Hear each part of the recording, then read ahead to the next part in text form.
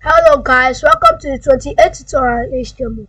If you're watching this video, you're lucky because we are learning CSS right now. You can see it's very CSS. You can see this. So I'm going to just let me say minimize this page so you can see the view. Ask what thing I'm talking about. Okay, okay, you can see doc type HTML. You can see this web page I created earlier. You see how it's being displayed.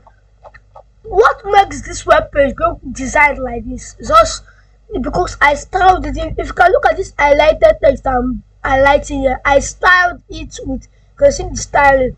When I close the style tag here, you can see it. All of this being styled well, which gave us this. Now, if I remove this, I remove this. I'll remove this styling. I will hit the save button. I will refresh my page. You can see it. It's not being styled again. Look at how it's.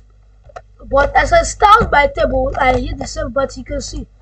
Let me maximize this. You can see how far the thing is. It's not like it's a school website, just about a school. Then it's not only one page. I created more page, which you can see. If I click the next page, which I created, you can see the next page. If I click the next page again, we'll see the next page, and so on and so on. So we'll move back, and all of them was using the same style. You can see it.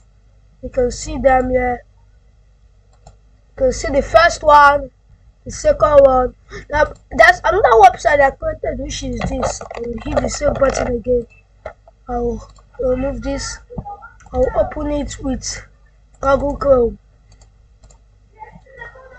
You can see the web page. You can see font change.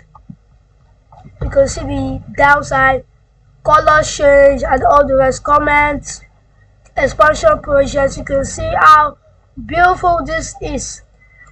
And please don't forget to subscribe, like, and share to my YouTube channel for more. Thank you.